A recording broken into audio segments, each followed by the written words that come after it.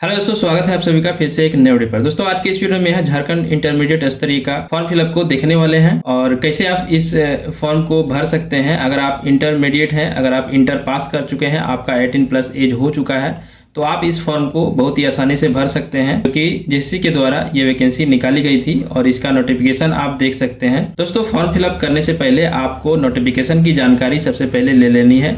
Notification में क्या कुछ क्वालिफिकेशन है, क्या यहाँ पर डॉक्यूमेंट्स का रिक्वायरमेंट है और क्या कितना फीस लगने वाला है, क्या क्या डॉक्यूमेंट लगने वाला है और क्या सिलेबस होने वाला है, कौन से पोस्ट पर कितनी वैकेंसीज आई हुई है, इन सभी चीज़ों के बारे में आपको पहले जानकारी ले लेनी चाहिए। इसके बाद ही आपको फॉर्म फिलअप करना है, जिसके बारे में मैंने वीडियोस बना चुका हूं। देख सकते हैं आप मेरे चैनल पर। आप जब जैसे ही विजिट करेंगे तो यहाँ पर देखिए 326 पोस्ट का ये वीडियो बना हुआ है।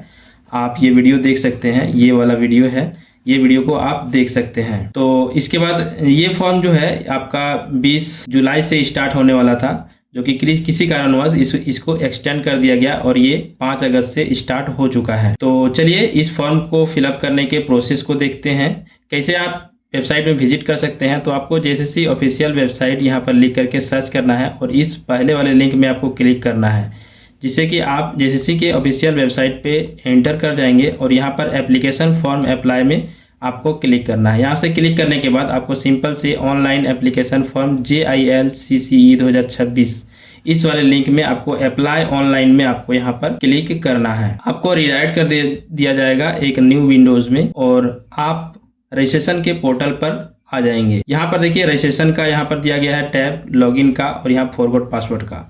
तो आपने पहली बार आया है, आपने रजिस्ट्रेशन नहीं किया है, तो सबसे पहले आपको रजिस्ट्रेशन वाले टैब में आपको क्लिक करना है और रजिस्ट्रेशन कंप्लीट करना है। यहाँ पर आने के बाद देखिए यहाँ पर टोटल 5 स्टेप में आपको फॉर्म फिलअप करना है। यहाँ पर आप देख सकते हैं, पहला स्टेप में रजिस्ट्रेशन, दूसरा स्टेप में एप्लीकेशन फॉर्म भरना है, इसके बाद पेमेंट करना है, फोटो सिग्नेचर अपलोड करना है और इसके बाद आपको कंप्लीट करना है। तो यहाँ पर देखिए फॉर्म दिया हुआ है रजिस्ट्रेशन का, रजिस्ट्रेशन फॉर्म। तो यहाँ पर सबसे पहले तो आपको यहाँ पर बताना है कि आप आर यू इंडियन सिटीजन, तो यहाँ पर यस कर देंगे आप। इसके बाद नेम ऑफ कैंडिडेट, यहाँ पर आपको पूरा नाम भरना है कैपिटल लेटर में। इसके बाद यहाँ पर डेट ऑफ बर्थ, यहाँ पर आपको डेट ऑफ बर्थ सेलेक्ट करना है कुछ इस प्रकार से। आप यहाँ पर ईयर में जाएंगे तो यहाँ पर ईयर भी आपका सेलेक्ट हो जाएगा। इस तरह से आप बैक जा सकते हैं और यहाँ से जो भी ईयर है आपका डेट ऑफ बर्थ ईयर है वो आप यहाँ से सेलेक्ट कर लेंगे और यहाँ से मंथ और यहाँ से डेट। आप इस प्रकार से देखिए डेट ऑफ बर्थ आपका आ जाएगा, पहले ईयर दिखेगा, इसके बाद मंथ दिखेगा, इसके बाद आपका डेट दिखेगा। इसके बाद आपको एक वैलिड ईमेल आईडी यहाँ पर डाल लेना है। अपना ईमेल आईडी डाल करके यहाँ पर जनरेट ओटीपी में आप क्लिक करेंगे तो ईमेल में एक ओटीपी सेंड किया जाएगा। उस ओटीपी को आपको यहाँ पर डालना है और वेरीफाई कर लेना है। इसके बाद उसी प्रकार से यहाँ पर मोबाइल नंबर दिया है, यहाँ पर एक mobile number, active mobile number आप यहाँ पर डालेंगे और इसके बाद जनरेट ओटीपी में क्लिक करेंगे। आपके मोबाइल नंबर पर एक ओटीपी सेंड किया जाएगा और उस ओटीपी को डाल करके वेरीफाई कर लेना है। इसके बाद आपको यहाँ पर सेम टू सेम कैप्चा यहाँ पर डालना है और कैप्चा डालने के बाद यहाँ पर सबमिट रजिस्ट्रेशन फॉर्म में आपको क्लिक करना है। अगर आपको कैप्चा समझ में नहीं आता है तो रीलोड कैप्चा में क्लिक करके आप फिर से रीलोड कर सकते हैं। यहाँ पर कैप्चा फिर से दूसरा आ जाएगा और यहाँ से आपको डाल देंगे। दोस्तों एक चीज़ का यहाँ पर ध्यान देंगे, अगर आपका ओटीपी ईमेल में नहीं दिखता है तो आप स्पैम में जाकर के चेक करेंगे। यहाँ पर देखिए लिखा हुआ है कि काइंडली चेक योर स्पैम और जंक फोल्डर में, तो वहाँ पर आपको मिल जाएगा। तो यहाँ पर देखिए हमने सबमिट किया और यहाँ पर congratulation your registration is successfully यहाँ पर हो चुका है रजिस्ट्रेशन। और यहाँ पर देखिए मेरा लॉगिन आईडी मिल चुका है और यहाँ पर पासवर्ड भी मिल चुका है। ठीक है, तो यहाँ से हम प्रोसीड में क्लिक करके आगे के प्रोसेस को करेंगे। इस लॉगिन आईडी और पासवर्ड को आपको लिख के रख लेना है जानकारी के लिए। तो यहाँ पर प्रोसीड में क्लिक करेंगे तो यहाँ पर कुछ जानकारी पहले से भरी हुई आएगी, आपका नाम, date of birth, email ID, mobile number वगैरह। दोस्तों यहाँ पर सेलेक्ट मेन स्ट्रीम में आपको आपका अपना स्ट्रीम सेलेक्ट करना है। दोस्तों यहाँ पर आपको ध्यान देने की ज़रूरत है। यहाँ पर सबसे पहले आपको पोस्ट प्रेफरेंस यहाँ पर सेलेक्ट करने का, यहाँ पर जो आपका क्वालिफिकेशन सेलेक्ट जो आप कीजिएगा यहाँ पर आपको ध्यान देना है। देखिए जैसे कि ISC है और विथ मैथमेटिक्स एंड बायोलॉजी है, तो आपका अगर इंटरमीडिएट साइंस से किए हुए हैं और आपका मैथमेटिक्स भी है और बायोलॉजी भी है, दोनों सब्जेक्ट आपका है इंटरमीडिएट में, तो आप इसे सेलेक्ट करेंगे। अगर आपने इसे सेलेक्ट करते हैं तो यहाँ पर देखिए स्वास्थ्य पर्यवेक्षक, कनीय क्षेत्रीय अन्वेषक, बहुउद्देशीय स्वास्थ्य कार्यकर्ता, मतलब सभी के लिए आप एलिजिबल हो जाएंगे। यहाँ पर देखिए नोटिफिकेशन में आपको देख सकते हैं स्वास्थ्य पर्यवेक्षक के लिए यहाँ पर मान्यता प्राप्त संस्थान से 10+2 या ISC परीक्षा उत्तीर्ण, इसके बाद मान्यता प्राप्त संस्थान से इंटरमीडिएट और गणित है, तो ये इसके लिए आप एलिजिबल हो जाएंगे। तो यहाँ पर देखिए पोस्ट का नाम और यहाँ पर क्वालिफिकेशन आपको दिया हुआ है। तो उसी प्रकार से आप जैसे कि ISc with mathematics and biology आप सेलेक्ट करते हैं तो आप सभी पोस्ट के लिए एलिजिबल हो जाते हैं। अगर आपने इंटरमीडिएट विथ मैथमेटिक्स सेलेक्ट किया तो आप सिर्फ कनीय क्षेत्रीय अन्वेषक के लिए ही एलिजिबल हो जाएंगे। मतलब कि यहाँ पर देखिए कनीय क्षेत्र अन्वेषक कहाँ पर है, यहाँ पर है, तो सिर्फ आप इस पोस्ट के लिए आप यहाँ पर एलिजिबल होंगे। तो इस बात का आप यहाँ पर ध्यान रखेंगे। और जैसे कि आपने इंटरमीडिएट जो है बायोलॉजी रखा है, मैथमेटिक्स नहीं है, तो आप इसे सेलेक्ट करेंगे तो मैथमेटिक्स वाला जो है वो ऑप्शन आपका हट जाएगा। जैसे कि यहाँ पर देखिए गणित यहाँ पर लिखा हुआ है, तो ये पोस्ट आपको नहीं मिलेगा, ठीक है। इसके बाद अगर आपने ISc विथ मैथमेटिक्स सेलेक्ट किया तो यहाँ पर देखिए यहाँ पर 3 पोस्ट आपको देखने को मिल रहा है। मतलब कि ISc आपने इंटरमीडिएट साइंस से किया है और मैथमेटिक्स है, लेकिन जीव विज्ञान नहीं है, बायोलॉजी नहीं है, तो आपको 3 ही पोस्ट देखने को मिलेगा। यहाँ पर देख सकते हैं आप, जिसमें भी जीव विज्ञान है वो आपका पोस्ट हट जाएगा। जैसे कि इसमें जीव विज्ञान है, देख सकते हैं आप, तो ये पोस्ट आपका हट गया। इसमें भी देखिए यहाँ पर जीव विज्ञान है, तो ये भी पोस्ट आपका हट गया। इसके बाद यहाँ पर 10+2 ISc है, तो ये पोस्ट आपका रहेगा, ये पोस्ट रहेगा, ये पोस्ट रहेगा, 3 गो पोस्ट आपको रहेगा। लेकिन यहाँ पर 3 तो पोस्ट जो है 4, 5 और 6 ये पोस्ट आपका हट जाएगा, क्योंकि ये बायोलॉजी वाला के लिए है। तो इस चीज़ का आप यहाँ पर ध्यान देंगे। अगर आपने इंटरमीडिएट किया हुआ है, आपने बायोलॉजी नहीं रखा था, बायोलॉजी नहीं था आपका ऑप्शनल में, तो आप यहाँ पर आपका मैथमेटिक्स था, तो आप यहाँ पर मैथमेटिक्स ही सेलेक्ट करेंगे। तो यहाँ पर आपको यहाँ पर सेलेक्ट मेन स्ट्रीम यहाँ पर सेलेक्ट कर लेना है। जो भी मेन स्ट्रीम है आपको अब समझ में आ गया होगा बारीकी से, ठीक है। तो यहाँ पर देखिए यह पद आपकी प्रथम वरीयता फर्स्ट परफॉर्मेंस के रूप में माना जाएगा, और बाकी जो पोस्ट है बचा हुआ है वो आपको अगले नेक्स्ट स्टेप में शेष पदों के लिए आप वरीयता का चयन कर सकते हैं। नेक्स्ट स्टेप में आप जो है बाकी परफॉर्मेंस आप डालेंगे, तो यहाँ पर आपको फर्स्ट परफॉर्मेंस के रूप में ये पद आपको यहाँ पर आप दे सकते हैं, यहाँ बदल भी सकते हैं आप बदलना चाहे तो, ठीक है। ये चीज़ समझ में आ गया।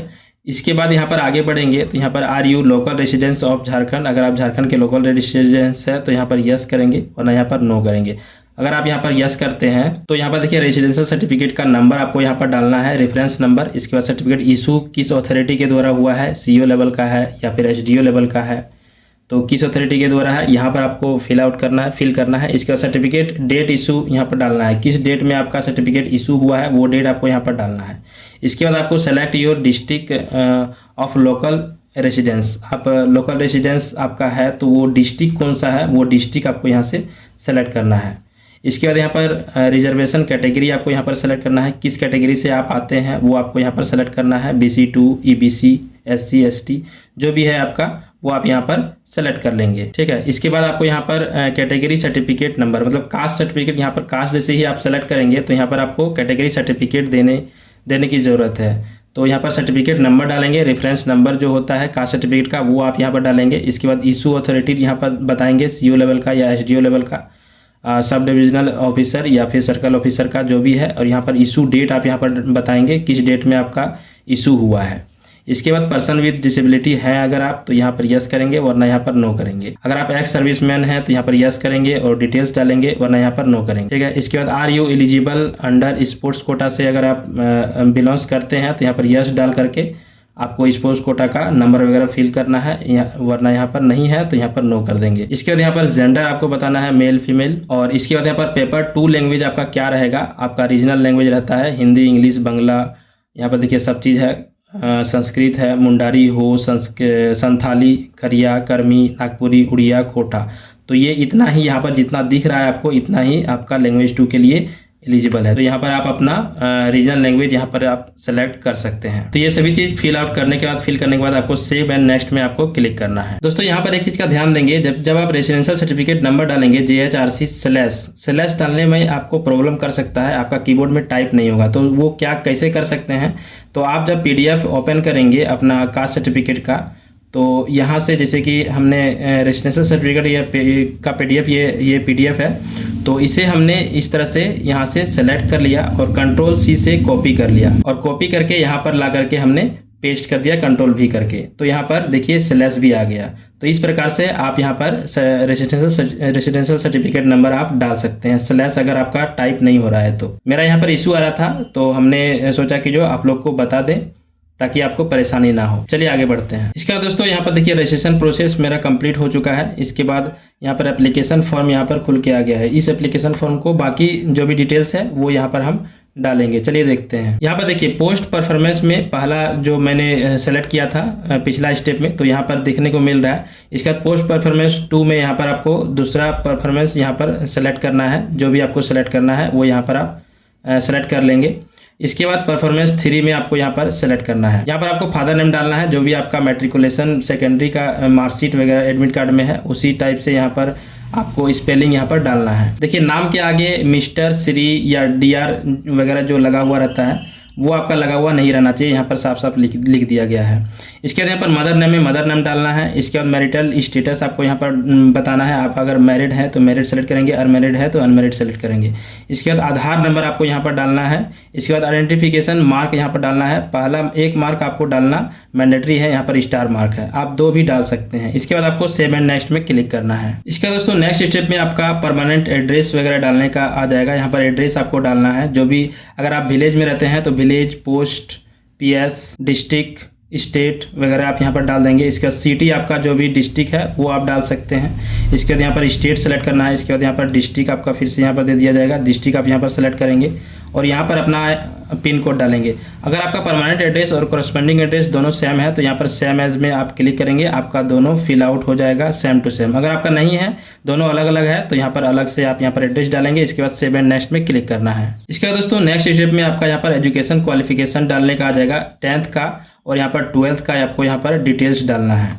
उसके लिए यहाँ पर जैसे कि पासिंग ईयर आपको यहाँ पर सेलेक्ट करना है, 10th आपने किस ईयर में पास किया है वो आपको यहाँ पर डालना है। और इसके बाद यहाँ पर बोर्ड या यूनिवर्सिटी नाम जैसे डालना है, जैसे कि CBSE बोर्ड है या फिर जैक बोर्ड है तो यहाँ पर जैक BOARD बोर्ड इस तरह से आप डालेंगे। इसके बाद मैक्सिमम मार्क्स कितना था तो 500 रहता है जैक में, और ऑप्टेन मार्क्स आपका जितना भी है वो आपको यहाँ पर डालना है, परसेंटेज ऑटोमेटिक आ जाएगा। इसके बाद यहाँ पर सर्टिफिकेट नंबर डालना है। आपका मार्कशीट में कोना में ऊपर में दिखेगा सर्टिफिकेट नंबर, या फिर मूल प्रमाण पत्र आपने ले लिया है तो उसमें सर्टिफिकेट नंबर दिखेगा ऊपर में, वो आपको यहाँ पर डालना है। उसी प्रकार से यहाँ पर 12th का आपको यहाँ पर डालना है। और इसके बाद यहाँ पर जो भी बोर्ड है आपका वो यहाँ पर आपको डालना है। इसके बाद आपका यहाँ पर फुल मार्क्स डालना है और यहाँ पर ऑप्टेन मार्क्स जितना भी है आपका वो आपको यहाँ पर डालना है। आपका यहाँ पर परसेंटेज ऑटोमेटिक आ जाएगा और यहाँ पर आपको सर्टिफिकेट नंबर डालना है। इसके बाद डालने के बाद आपको यहाँ पर सेव एंड नेक्स्ट में क्लिक करना है। इसका दोस्तों नेक्स्ट स्टेप में आपको अपलोडिंग सपोर्टिंग डॉक्यूमेंट्स करना है, अपलोड करना है डॉक्यूमेंट्स को।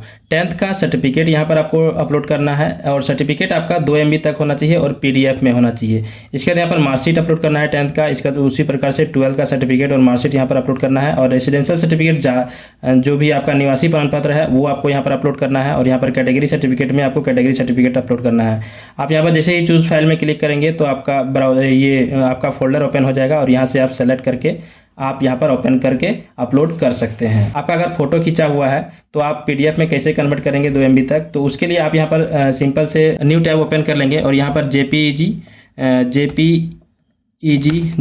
टू PDF यहाँ पर सर्च करेंगे तो यहाँ पर पहला वेबसाइट आपको मिल जाएगा कन्वर्ट JPEG टू PDF। यहाँ पर पहला वेबसाइट आई लव PDF और यहाँ पर सेलेक्ट JPEG इमेज में आप सेलेक्ट करके अपना जो भी फाइल है इमेज वो आप यहाँ पर सेलेक्ट कर लेंगे। जैसे कि कोई भी इमेज हम यहाँ पर सेलेक्ट कर लेते हैं, जैसे कि इसे हमने सेलेक्ट कर लिया और यहाँ पर देखिए सेलेक्ट हो गया। और सेलेक्ट होने के बाद कन्वर्ट PDF में आप कन्वर्ट कर सकते हैं।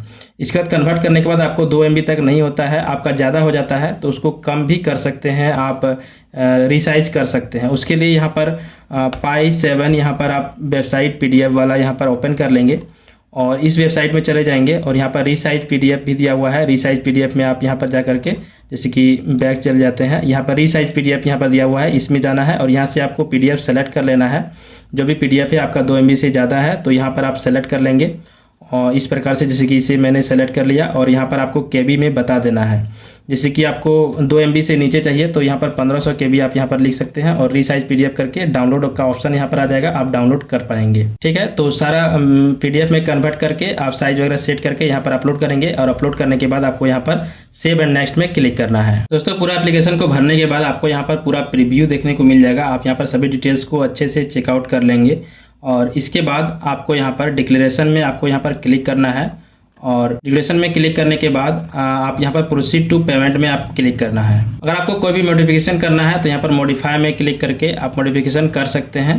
अगर आपको कुछ भी चेंजेस नहीं करना है आपको आगे बढ़ना है तो यहाँ पर प्रोसीड टू पेमेंट में आपको क्लिक करना है। दोस्तों यहाँ पर जब मैंने प्रोसीड टू पेमेंट में क्लिक कर रहा हूँ तो यहाँ पर आगे प्रोसेस नहीं लिया जा रहा है। तो ये क्या प्रॉब्लम है ये तो मुझे भी पता नहीं, लेकिन शायद कल से फॉर्म फिलअप करना स्टार्ट हुआ है इसलिए शायद नहीं ले रहा है। बाकी हम इस पेमेंट को बाद में कर लेंगे।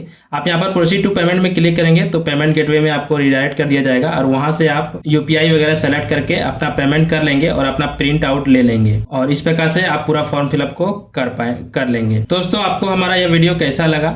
अगर आपको इस वीडियो से कुछ इन्फॉर्मेशन मिला होगा तो आप हमारे चैनल को सब्सक्राइब करें, साथ ही इस वीडियो को लाइक करें और एक कमेंट करें। अगर आपको कोई भी समस्या आती है, कोई भी परेशानी आती है फॉर्म फिलअप करने में तो आप हमें कमेंट करके पूछ सकते हैं या फिर मेरे इंस्टाग्राम पे डायरेक्ट मैसेज करके भी पूछ सकते हैं। अगर आपको यह फॉर्म फिलअप कराना है हमसे तो आप हमें इंस्टाग्राम पर मैसेज करें या फिर कमेंट करें, आपका फॉर्म फिलअप प्रोसेस कर दिया जाएगा, आपका फॉर्म फिलअप सबमिट कर दिया जाएगा। मिलते हैं दोस्तों नेक्स्ट वीडियो में, तब तक के लिए धन्यवाद। जय हिंद, वंदे मातरम।